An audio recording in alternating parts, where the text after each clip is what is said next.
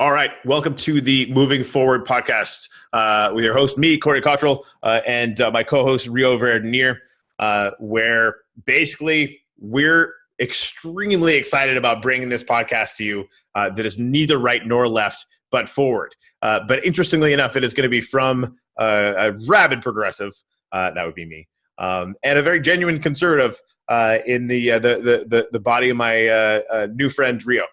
So we're going to today start our epic traverse of every single one of Andrew Yang's policies. He's got somewhere between 118 million of them, and they're all extremely well thought out.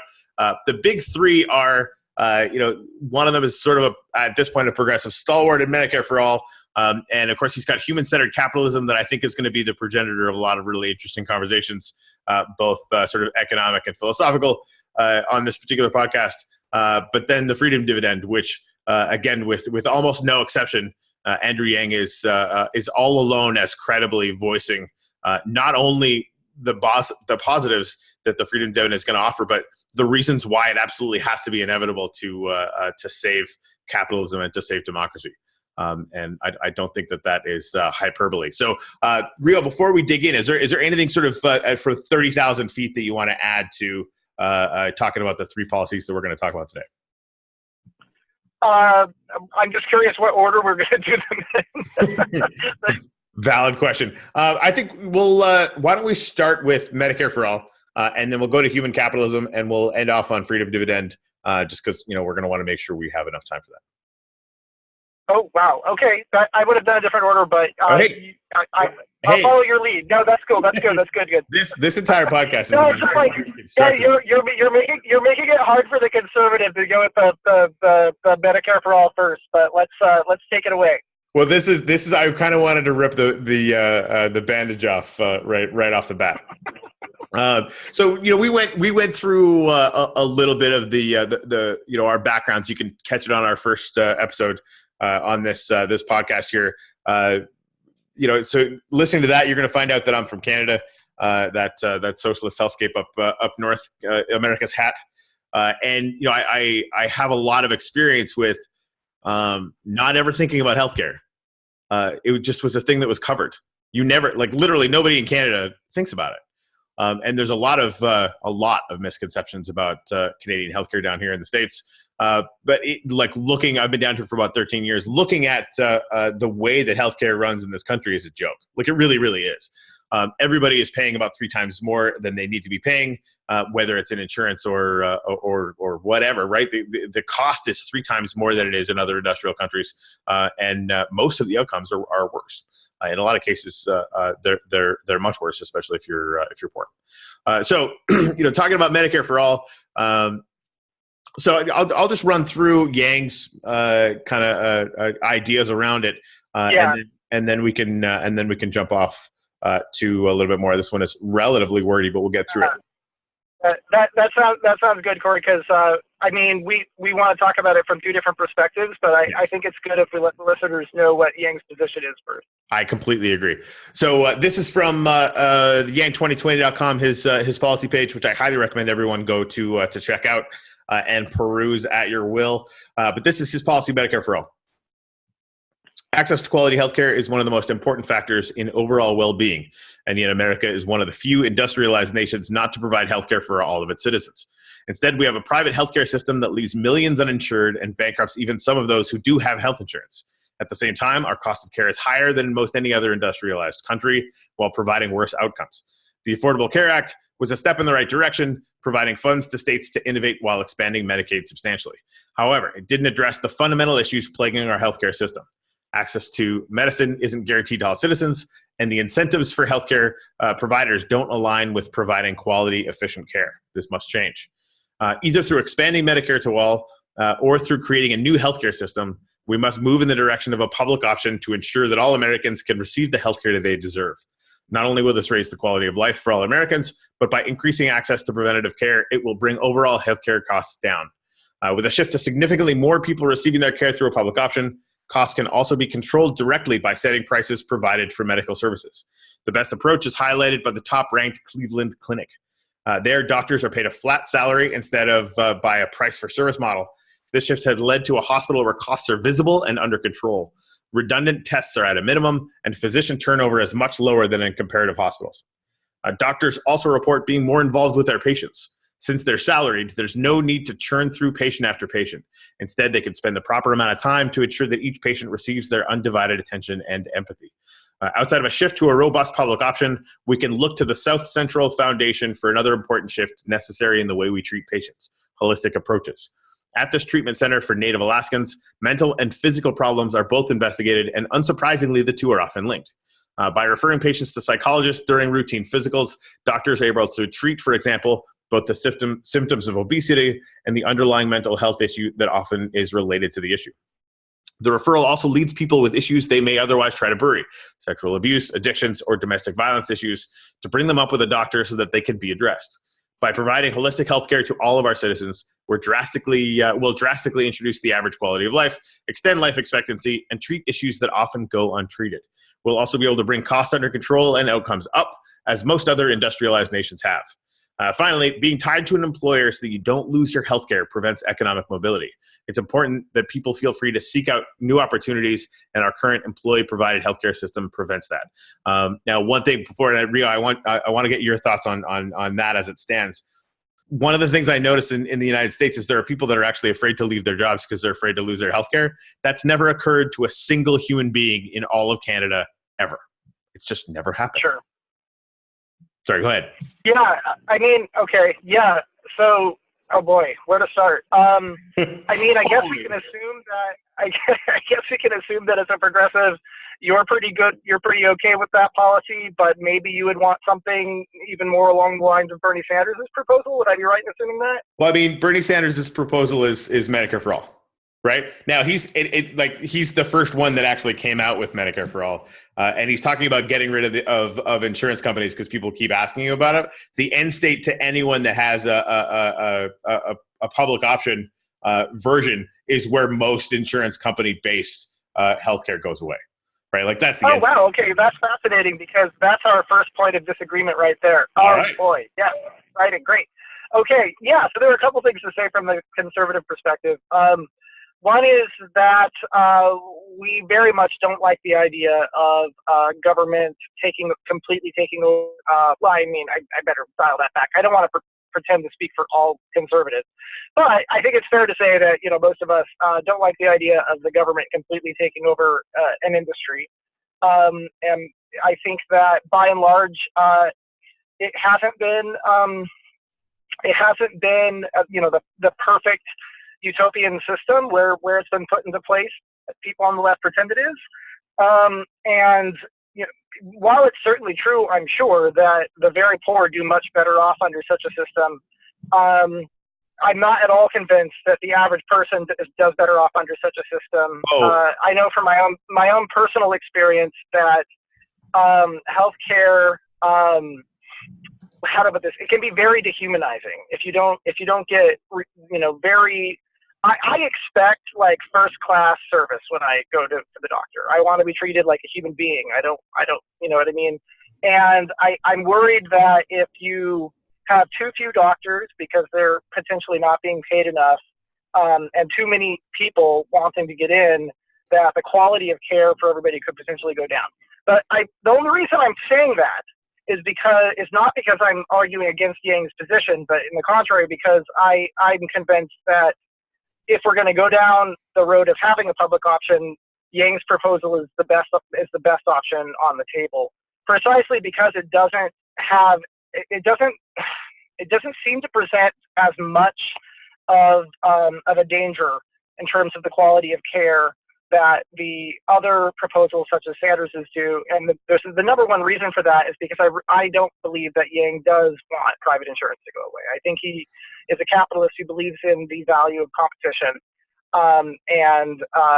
Much like we have with public schools, there are still private schools out there. And, like I said in the last episode, I went to some of them.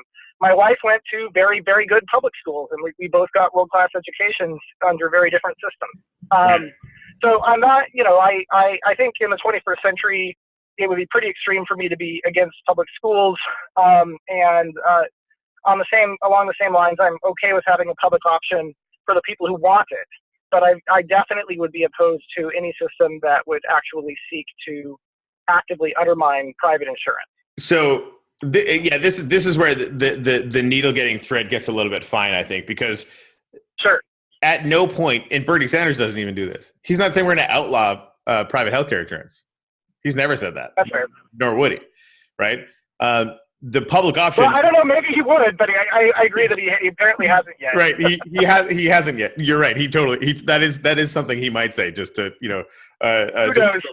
But yeah, but he has not said that. So I think the end state that I see, and I think I agree with you that Andrew Yang has voiced it in the way that I think leaves this open so that we can have a better conversation around it that doesn't get it like, oh my God, you're going to make all of my, super high end, healthcare insurance go away because I can afford it. It's not my fault that other people can't afford it.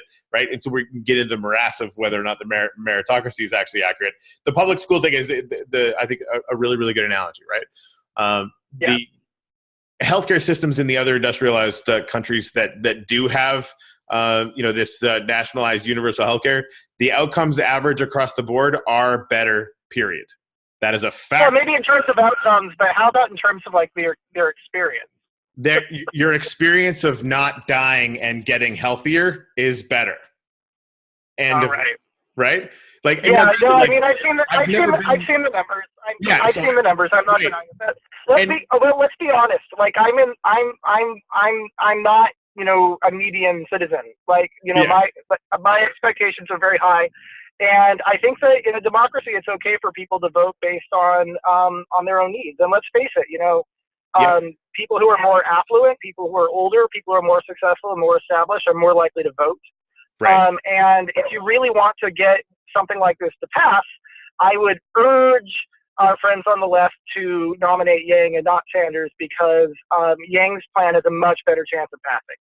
I completely and totally agree. And what's really, really interesting is that both of their plans are just Medicare for all. He just doesn't have this.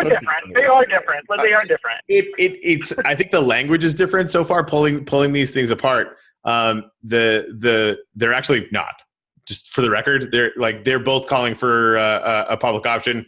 Sanders is talking very, very specifically about mandating a huge national push for it in 4 years. We'll continue reading through this, but like honestly, Andrew Yang is not that much different. He just speaks about it differently. Okay. And if that's what works. I mean that's fair. Yeah, all right, Corey, you're right. I mean, in the spirit of our show where we're showing that it's possible to, disagree productively. Yeah. I think an important part of that is not, is picking your battles, but also frankly, like, let's not artificially disagree with each other when we agree. And when something this is equally important, when something is a matter of fact rather than opinion, yes. Let's not waste time arguing about facts. I would agree with you that by and large, the two plans that Yang and Sanders have proposed are similar. The reason that I'm saying they're very different isn't because of the narrow proposals, Medicare for all proposals themselves. Right. It's because of the context of the overall worldview and the overall policy vision and direction of the two candidates. And in that respect, I would argue that they are wildly different from each other. I think that Andrew Yang is much less hostile to private enterprise and capitalism than Bernie Sanders is. And for that reason, I mean, obviously, let's face it. Like when it comes down to passing a bill, it's not going to be a page. It's going to be 1,000 pages.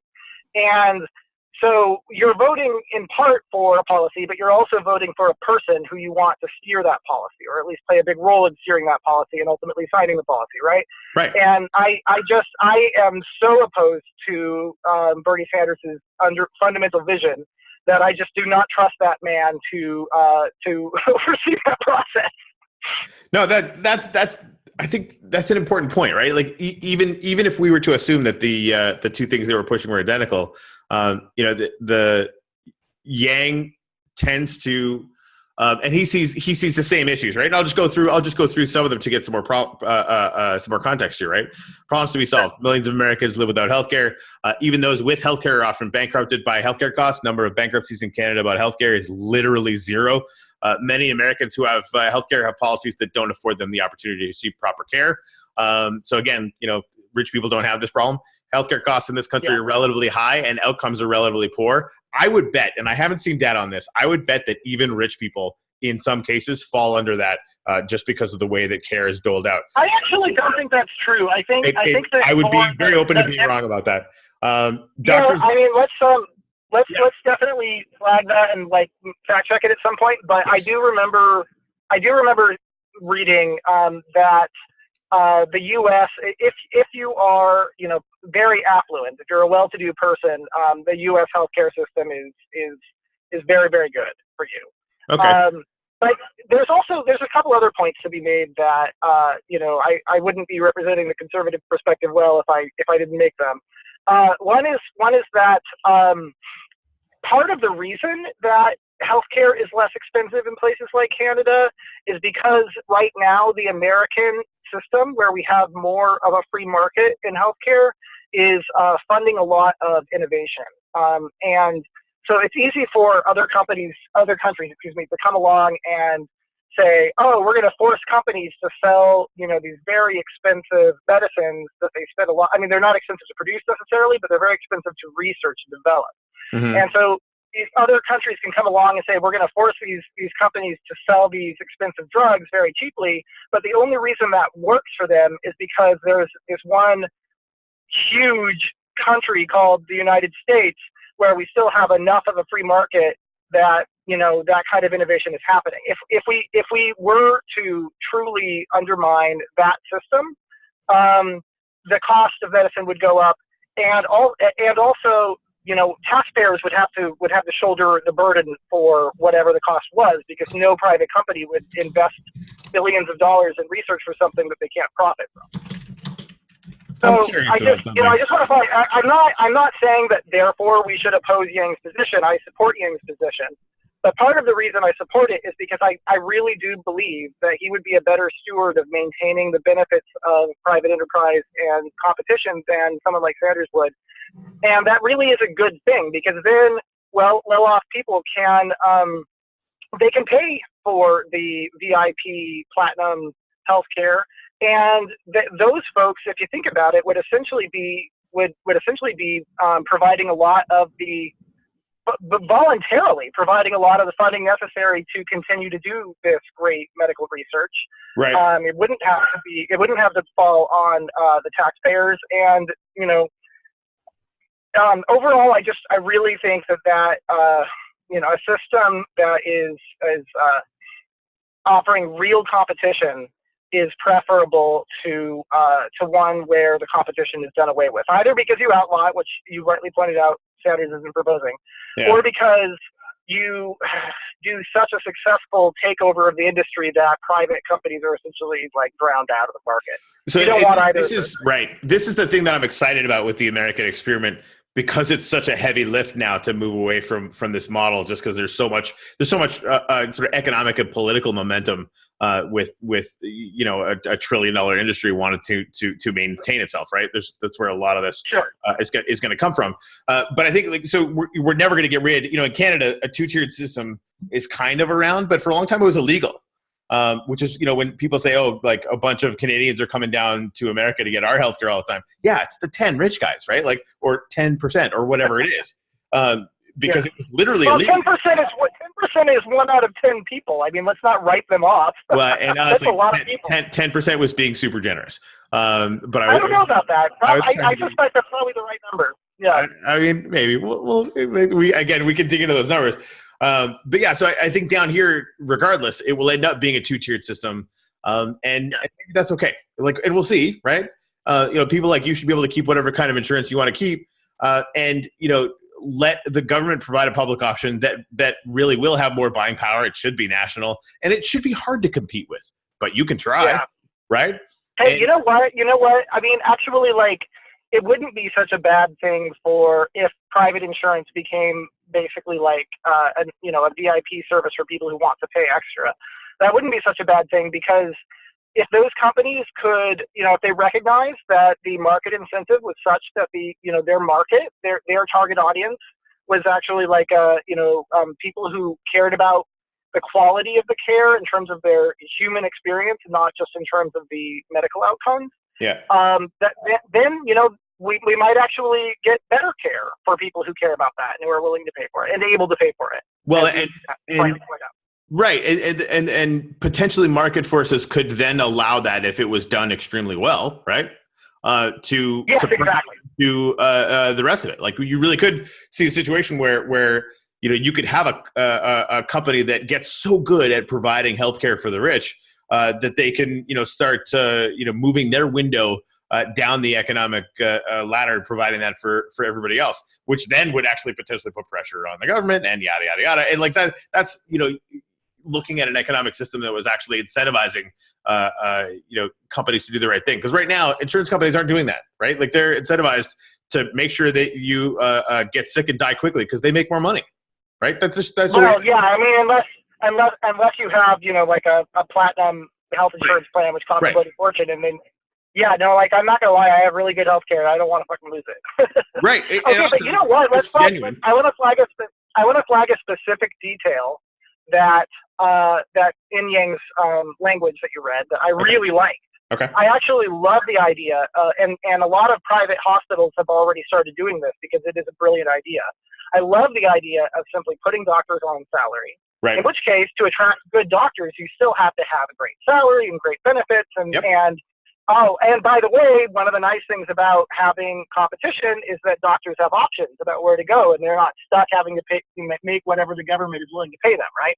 Mm-hmm. But I love this idea of putting them on a salary because, yes, of course, the incentive should be for them to provide good care, not to just, give you as much benefit as possible, whether you need it or not, and as many treatments as possible, whether you need it or not. That is absolutely the right way to look at it. And Yang's experience as an entrepreneur is really showing there because that's just smart business. Yeah, it really is. That's actually the next point in the problems to be solved. Doctors are incentivized to act as factory workers, churning through patients and prescribing redundant tests rather than doing what they'd prefer, spending extra time with each patient to ensure overall health. And then there's another couple of many health issues fall through the cracks because doctors rely on patients to bring up issues rather than treating each one holistically. And employees are tied to their employers because they receive healthcare benefits through them, which I think would... that's another massive point that I know you wanted me to lay on. Like, yes, absolutely. I mean, as a person who employs people myself, that is a massive point because, and also as someone who has been employed, I mean, like if you're an employer and you have to worry about paying for your employees' health care, that really limits your ability to invest in other things. You have less money to spend on research and development. You have less money to spend on advertising. You probably can't make your employees' salaries as large as you might want to make them otherwise in order to be competitive. You have to worry about the cost of healthcare, which in many cases is actually higher than the wages. I mean, it really is a serious problem for employers that if they didn't have to deal with it, that would be great. Now, of course, if you're a Fortune 500 company or a fancy law firm, you still have the option of offering your employees great private insurance under Yang's plan as well. So, but in either case, whether you want to offer that or you would rather not have to deal with it, it's better for businesses to have that option. Yeah, and it's also better for employees, like Yang pointed out. It's better for employees because I mean, if you're unhappy in your job, you now have the freedom to leave. You can threaten to quit, and your boss knows you mean it, and it's not a bluff because you can. Right. That's a very good thing. Right. It's the same thing we were talking about in the first episode. You were talking about the decentralization of power, and of course, I'm into blockchain and cryptocurrency. So on its face, that phrase sounds great to me.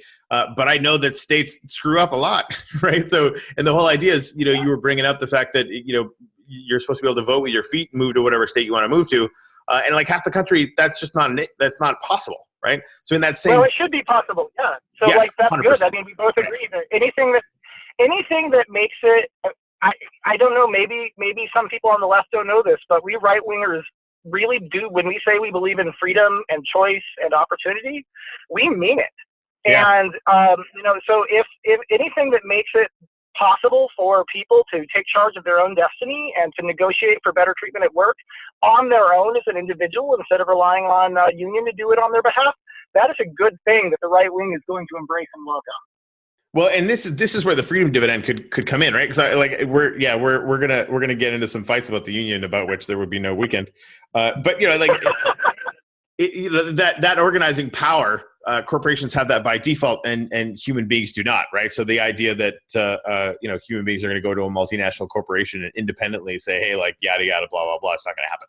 So maybe they you know what, we don't want to get too off topic, right? But I think our consensus there is we could both agree that there is, of course, a benefit to employees being able to voluntarily come together and negotiate as a group, yes, for better treatment. I'm not opposed to that. What I'm opposed to is requiring employees in an industry to be part of a union that has the left complains about big business and the right complains about big unions, and they both have points. Yeah. They both have valid points about that. So I would love to see a different model for sure. If we could, yeah, sure, of course. Yeah. I guess I always go back to the data on that, right? Like the average wage for somebody in a union industry is like, I don't know, it's a lot higher than, where that isn't the case. Right. Sure. The personal freedom, you should have the choice to not have to pay for that. Well, those hashtag right to work states are where everyone gets paid very, very poorly. Right. Okay. Well, yeah, no, I could easily see us getting way off topic here, yes, but exactly. let's agree to disagree right there for a second. But we'll table that one, because that one will come back for sure. We'll table it because the main point is, whether you're in a union or not, your ability to negotiate as an individual. Maybe I'm sure you can't go to a huge multinational corporation and make demands on your own. Right. But you could go to your immediate supervisor and say, like, hey, talk to your boss and get me a raise, because if you don't, I'm going to quit. Right. And I'm not terrified. Yes. Exactly. That's a good thing. That's all I'd say. Yes. Sorry. I think I pulled us into the weeds. Thank you for dragging us out of the weeds. I mentioned unions. It was my fault too. All right. So Yang's got another bunch of stuff, all with data and a bunch of numbers. You can hit the policies, Medicare for All thing on there. It's all pretty good. I think we'll leave this one because we went right straight into the jaw of what is going to be the most challenging one right off the bat. Go ahead. Before you move on, though, Corey, this might be a fun tradition for our show sometimes, because I like thinking about, and I know you do too, because you brought up the Star Trek future at one point. I like thinking about what's your end game, like what's your actual ideal goal. Okay. And sometimes it's relevant to why I support one policy and not another, right? Okay. So when I'm contrasting, as a conservative, I realize that I'm on the left. Bernie Sanders is everybody loves him, but we don't like him. And part of the reason that you're seeing more conservatives supporting Yang than Sanders is because what is that end game, right? And how does that fit into it? So it's something like Medicare for All. What I would love to see. I'd be curious to know what your take on this would be. But as we've discussed previously, over time, the UBI can get larger, right? Yes. I would love to see a future with a high UBI where people have the option of taking a public health option, in which case the government withholds automatically part of your higher UBI, so you're still not paying for it out of pocket, right? Mm-hmm. Or alternatively, you keep that higher UBI and you can use it to purchase private insurance if you want to. Similarly, I would love it if every time you enroll like one of your kids into public school, they withhold a certain part of the UBI to cover the cost of the public school. Or if you want, you can keep the higher UBI and you can use the money to send your kid to a private school, or better yet, just don't have a kid. That's even more money. I think too many of our means-tested programs right now actually reward people for being irresponsible, and that's definitely something that conservatives worry about. So in Yang's future, where we have this UBI that can get bigger and bigger, and I want to stress, I would not want the government withholding part of the $1,000 a month that Yang's proposing right now. I would oppose that because it's not enough money. Yeah, in an ideal state where the UBI is much higher than that relative to the cost of living, I actually think that would be a really fair way of doing it, because what it would do is it would not only make sure that there's a great floor for everybody, but it would also really guarantee like maximal freedom of choice for individuals, and it would be great for competition. So yeah, let me see if I understand this correctly. So basically, like $1,000 a month freedom dividend. We'll get into that in a minute. That's a floor, fine, right? But just keep it on healthcare for a bit. Just we try and stay a little bit narrow. But say everybody gets $400 a month, and that is going to go towards your the healthcare system of your choice, right? So, and this is the thing, like Medicare for all. Compared to, like, let's assume that we could just like airdrop Medicare for all to everybody in the country and like you weren't even going to be happy with it. Medicare for all sucks. Compared to the healthcare in Canada, Michelle, my wife, actually explained to me what Medicare is actually like. It is garbage compared to Canada. And I'm still for it because, again, it moves the needle, right? Oh, yeah, no, I'm so glad you brought that. I'm so glad you brought that up because my father-in-law was, he was the director of an international oil company, had a really, really fancy, awesome job, and he had like totally amazing healthcare, even better than mine, right? Really, really good healthcare. He's retired now and he's on Medicare, and all he does is complain to me about how shitty it is. Yeah, I mean, it's so yeah, no, it is not like let's be honest, it's not great, and I'm sure someone as smart as Yang can figure out a way to make it better. But let's be honest. This is the thing, right? Like once you have a nationalized system that is suddenly having buying power and has like the basic infrastructure set up or whatever, you really can start to move it. But I am open to the idea that, one of the ways, because I mean, obviously it's going to require taxation, right? Like you're going to be taxing instead of paying insurance premiums. And quite frankly, right. the common, misconception is that you're just going to be paying more and more and more. Yang covers this beautifully. It's like the money to do everything that we're suggesting with Medicare for all is already in the system. It's just going primarily to bloat and profit. Right? As a business. Yes, by the way, thank you for pointing that out, because in my view, that's another difference between Yang and Sanders. So like, I know we want to keep it on topic. Right. Yeah. Well, I want to keep it on topic, but they're all interrelated, right? And so yeah, somebody like me would be okay with a public option as long as it doesn't mean that you're going to tax the middle class into extinction in order to do it, right?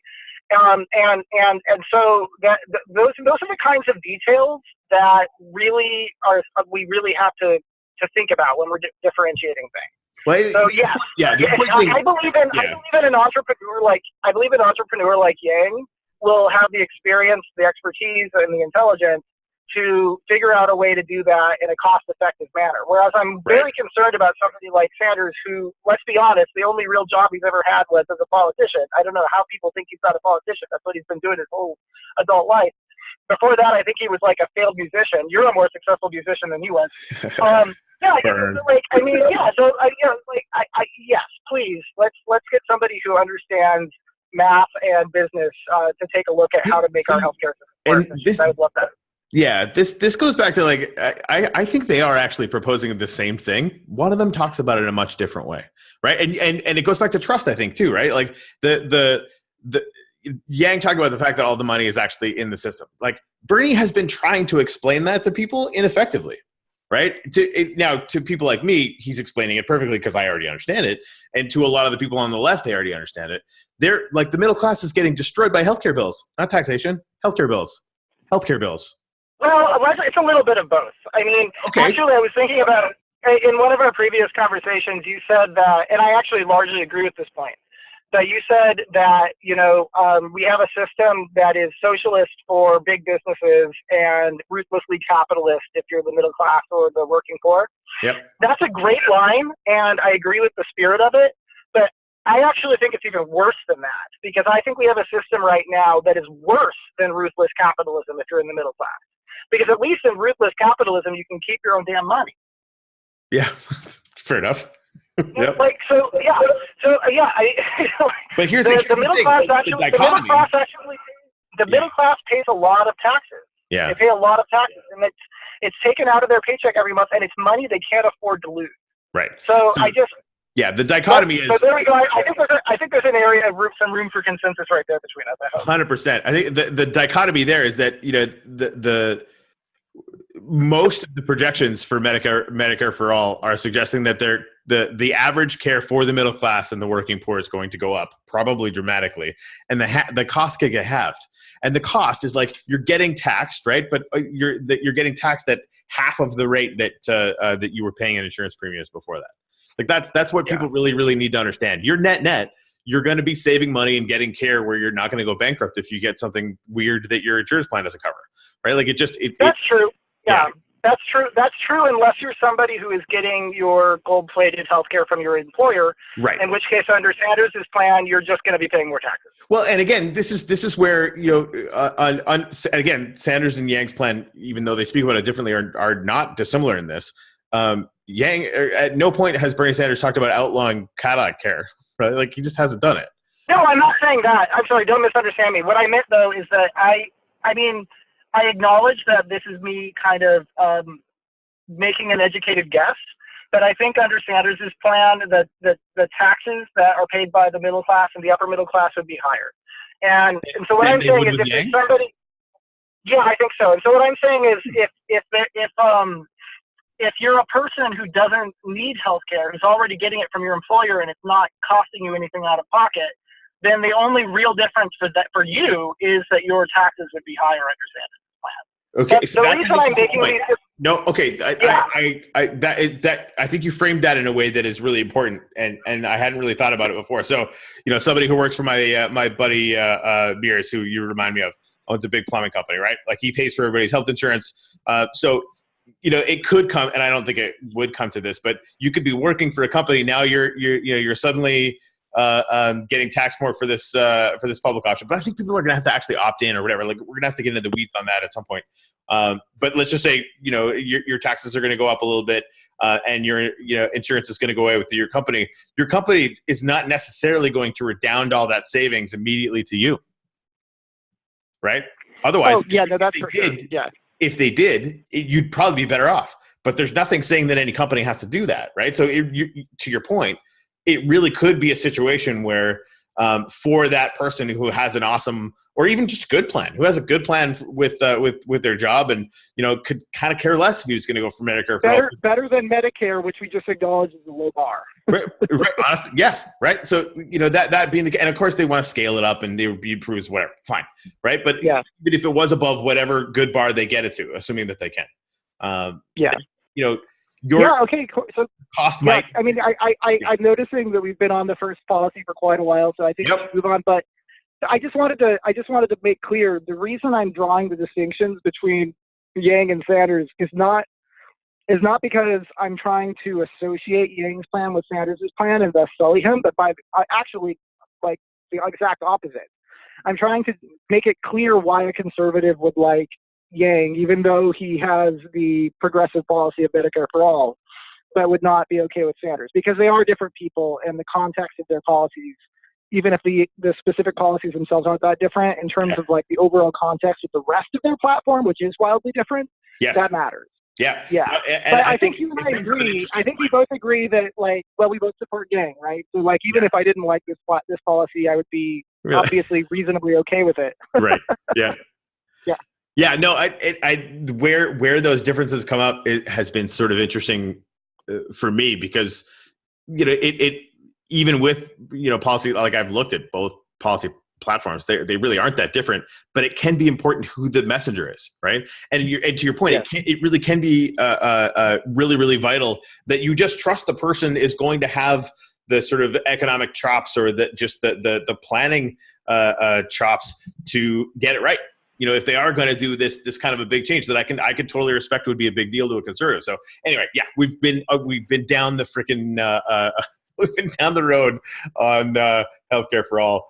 We've just solved all the world's problems. Let's move on. Do you want to do freedom dividend or human-centered capitalism? Well, I think we should stick with the order you originally proposed. I agree. And also, considering how long that one took, how would you feel about doing human-centered capitalism and then doing the freedom dividend as its own show? Let's see how long it takes us to do human capitalism. I'm open to it. Okay, cool. All right, let's find out. This is. I'm so glad that it's in its top 3 because it's fantastic. The blurb on this is relatively short. Capitalism as an economic system has led to an unparalleled innovation and improvement in the human condition. Many consider it to have won the war of ideas against socialism, but that simplistic view ignores that there is no such thing as a pure capitalist system. And our current version of institutional capitalism and corporatism is a relatively recent development. Our current emphasis on corporate profits isn't working for the vast majority of Americans. This will only be made worse by the development of automation, technology, and artificial intelligence. We need to move to a new form of capitalism, human capitalism, that's geared towards maximizing human well-being and fulfillment. The central tenets of human capitalism are: 1, humans are more important than money. I love that. It's such a simple sentence, but still. 2, the unit of a human capitalism economy is each person, not each dollar. And 3, markets exist to serve our common goals and values. And again, that sounds like it almost sounds trite, but it is exceptionally profound and powerful as far as I'm concerned. So moving on. The focus of our economy should be to maximize human welfare. Sometimes this aligns with a purely capitalist approach where different entities compete for the best ideas, but there are plenty of times where a capitalist system leads to suboptimal outcomes. Think of an airline refusing to honor your ticket because they can get more money from a customer who purchases last minute, or a pharmaceutical company charging extortionate rates for a life-saving drug because the customers are desperate. All right, so problems to be solved. At present, the market systematically tends to undervalue many things, activities, and people, much of which are core to the human experience. So I guess, you know, do you want to add anything from there? There's some stuff down a little ways, I think, are that I'll get into, but do you have anything to add so far? Yeah, I mean, well, first of all, I just like the fact that he, you know, is talking about capitalism in a largely positive light. In fact, it's actually even better than that. But just on a surface level, it's quite refreshing to see somebody in the Democratic primary not just bad-mouthing capitalism nonstop.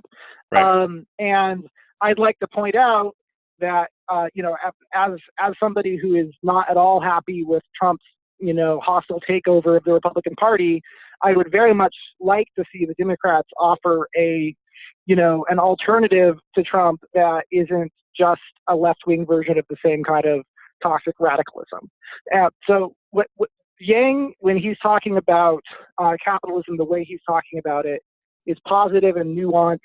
And it means that even if, as he predicted, Trump tries to call him Comrade Yang, you know, voters are smarter than that, and they'll be like, "Wait a minute, he said he's a capitalist." Yeah, exactly. You know, right. Yang has a great quote where he said, "I'm a capitalist, and I believe that UBI is necessary to save capitalism." And so, yes, he wants to save capitalism. He wants to preserve what's good about our capitalist system, and he recognizes that in order to save it and preserve it, we have to address problems that are meaning that our current form of capitalism, as he called it, isn't working for a lot of regular people, and that we need to address it precisely because it's necessary to do so in order to save the system. So all of that is very appealing to a conservative. But as I said, it's even better than that, because that's just the surface level. Underneath, when he talks about corporatism being a relatively recent phenomenon, yep, that is, as you like to say, a monster point. That is so true. That our current system is nothing like what capitalism is supposed to be. It really is like capitalism is, you know, turned into a monster, and it's gotten out of hand, and we need to save it from itself, because the current problem with corporatism and kleptocracy and even oligarchy, as our friend Bertie likes to say, all of these things are true. They're real problems, but they're not consequences. They're not a consequence of the market being too free. At least I would argue that they're not. What they are is a consequence of decades of neoliberal policies where the government has been intervening in the market in order to privilege certain industries, or in some cases even certain companies, who may or may not have given legal bribes to those politicians. None of that is supposed to happen in a real capitalist system. And that phenomenon is relatively new. It has led to the regulatory capture that you rightfully worry about. And Yang is talking about trying to move capitalism away from that. And part of the reason he's proposing this human-centered capitalism with a different measuring system is because it's a way of spotting the problem. You know, if it's getting out of hand, it's not working for regular people, then our measurements will actually notice it. Right. And this is where, as president, I will. He's got one of these things for every single one of his policies. Let's dig into that because I think it addresses that exact thing. So as president, I will change the way we measure the economy from GDP and the stock market to a more inclusive set of measurements that ensures humans are thriving, not barely making it by. What's really interesting is he can do this on his first day. Nothing is stopping a President Yang from going down to the CBO and every other, government office that does metrics and just say, hey, GDP, we're throwing it out, right? Or we're making it one of 15 things that we count, not this preeminent thing that really doesn't measure anything. So new measurements like median income and standard of living, health-adjusted life expectancy, mental health, childhood success rates, social and economic mobility, absence of substance abuse, and other measurements will give us a much clearer and more powerful sense of how we are doing both individually and as a society. This will rein in corporate excesses by appointing regulators who are paid a lot of money, competitive with senior jobs in the private sector, but then will be prohibited from going to private industry afterwards. Regulators need to be focused on making the right decisions and policies for the public with zero concern for the next position. I wish I could vote for that 10 times. The government's goal should be to drive individuals and organizations to find new ways to improve the standards of living of individuals and families on these dimensions. In order to spur development, the government should ensure a new currency, the digital social credit, which can be converted into dollars and used to reward people and organizations who drive significant social value. This new currency would allow people to measure the amount of good that they have done through various programs and actions. Now, one of the things he's going to be talking about later on in those policies is something called time banking. But this digital social credit, as somebody who comes from the blockchain and cryptocurrency realm, I immediately spotted that what he's literally doing is talking about a programmable currency, which is effing genius. That's going to be super fun. So just some of the other things that the market systematically tends to undervalue. Just things like parenting or caring for loved ones doesn't get tracked by GDP. Teaching or nurturing children, arts and creativity, serving the poor, working in struggling regions or environments, the environment itself, reading, preventative care, infrastructure and public transportation, on and on and on, right? So what he's basically saying is, with this smart credit currency and the fact that, as president, he's going to be tracking these things that are not GDP, you can immediately start to measure these things. And I think Ford said it best: what can be measured can be improved. Rio, what do you think?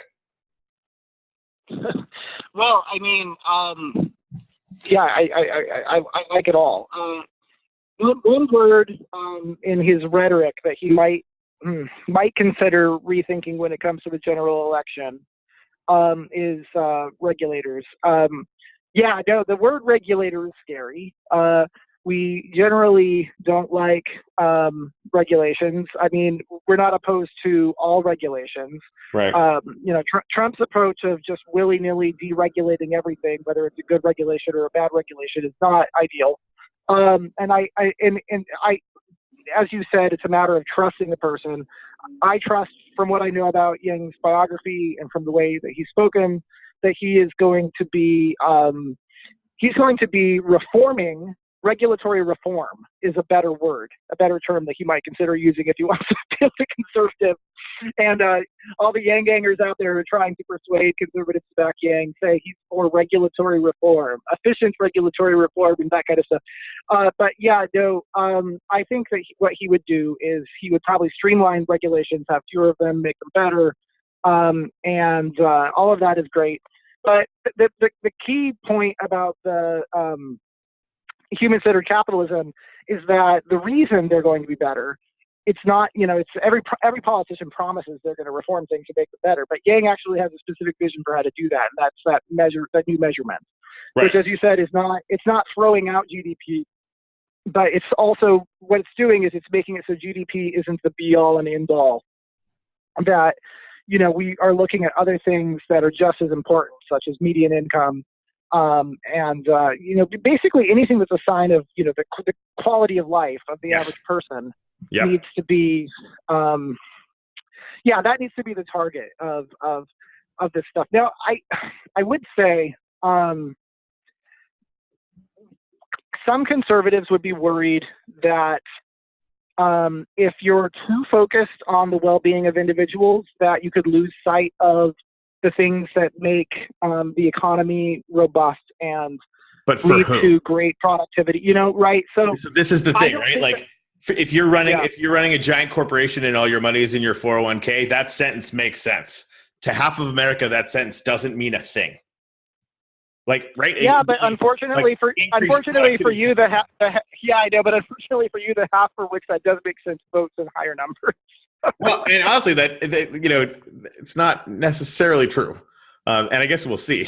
I mean, this is the fun part is if Andrew Yang gets in, we don't have to worry about it. We're not going to have to figure it out.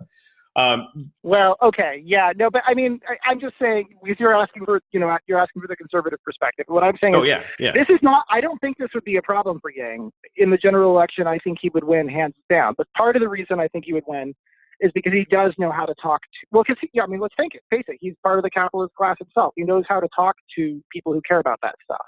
Right.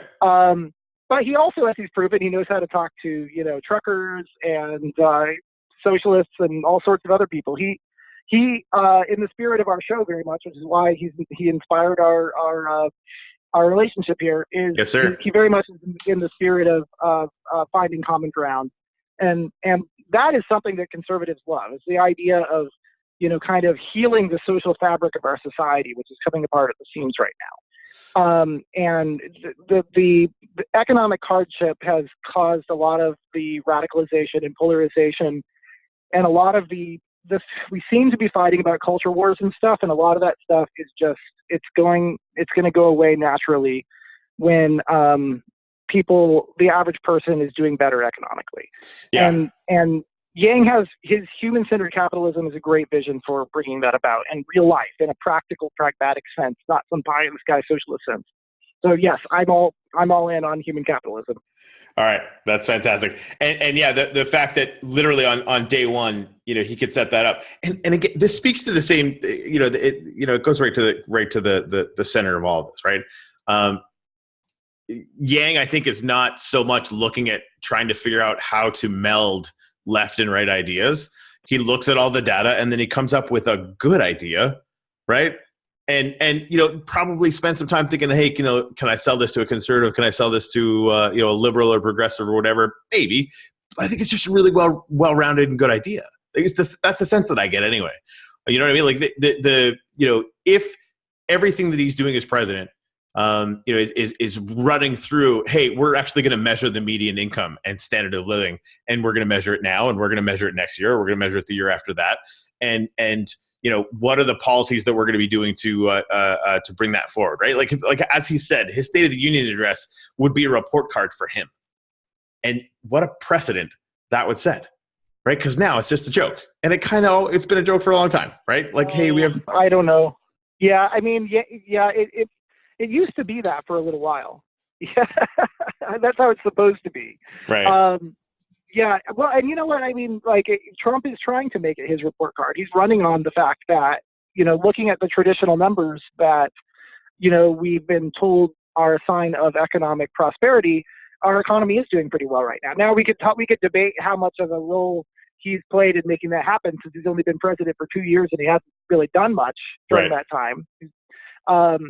He's mostly been fighting with the people in his own administration, as far as I can tell. But the economy in a lot of ways does seem to be doing well, and so Trump's happy to run on that. But that's part of why I think Yang would be the smartest person for the Dems to nominate. Trump actually said at one point, he said, his greatest fear is that some unknown person comes out of nowhere. Because his strategy for winning is to convince people that the other person is even worse than him. That's his strategy, and that's why he won, because he was able to convince enough people that Clinton was even worse than him. Right. He's going to be able to do that with almost any of the candidates in the Dem primary, in my opinion. I certainly think he could do it with Sanders, but I don't think he could do that with Yang, because one, he's new, but also two, because Yang is everything that Trump likes to pretend to be. He's a successful entrepreneur. He's actually a self-made man, not just a spoiled baby. Yep. And he's very pro-capitalism. He understands the values that conservatives care about, like competition and freedom and individual choice and all of those things. And they're baked into his worldview, and that's clear in his human capitalism approach. Right. It really is, taking the benefits and innovative capacity of capitalism, and honestly, let's face facts. Like capitalism has done amazing things, but like talking about jobs numbers, for example, the Trump is going to talk about jobs numbers constantly. They're almost pointless, right? Like the job participation rate, and Yang brings this up, is the same level of Ecuador. It's not very good, right? Like there's 100 million people that aren't looking for jobs anymore, so the job numbers look great. Never mind the fact that people have 3 jobs at a time, right? So exactly. That number doesn't make any sense anymore. And of course, GDP is along the same line when, Amazon is literally pushing to automate, everybody out of the place. GDP will love that. GDP is going to be super excited about AI taking every single lawyer job that exists, right? GDP won't care. As long as there are people who have money to buy the products and services. Yeah. That's exactly it. Right up until capitalism dies. right up until that last bit. And honestly, that's why I talk about the fact that the freedom dividend is going to be inevitable. Because again, without it, demand will dry up, and then your nice little demand or supply and demand economics idea goes up in smoke. Okay, so I think we're both on board for human capitalism, and I think that the tenets of which and the philosophy of which I think is a wonderful marriage of kind of the two directions that we come at this thing. It is absolutely honoring the fact that capitalism is fantastic, but noticing that capitalism isn't really working for half of the country. And we can actually use just plain old measurements like, hey, what's actually important to us? We can ask ourselves that question and then measure those things and move forward in I think a much more profound way that would actually, again, move the needle. It's actually going to do some good. Yeah, before we move on to the last topic, you said something about the jobs numbers, and I wanted to flag that as another moment of agreement, actually. Okay. It's a little better. The economy is a little better by those metrics than it was when Obama left office, but they were also a lot better when Obama left office than they were when Obama came into office. So at a minimum, they can both take responsibility, for that. Like Trump can take responsibility for not throwing everything off course. But yeah, the funny thing is though that Trump was running against this economy, which wasn't all that different. And the reason, and he was doing it by saying some of the stuff you just said, like people are working 3 jobs, sure, everybody's employed, but they're not making enough money. All of a sudden, now that he's president, he doesn't notice that stuff anymore, but it's still true. And what I would like to see, and this is a good segue into the freedom dividend, but what I would like to see is, I would like to see a healthy middle class growing where people can afford to put 2 kids through college and have 2 cars and a nice house with a white picket fence on one income. Right.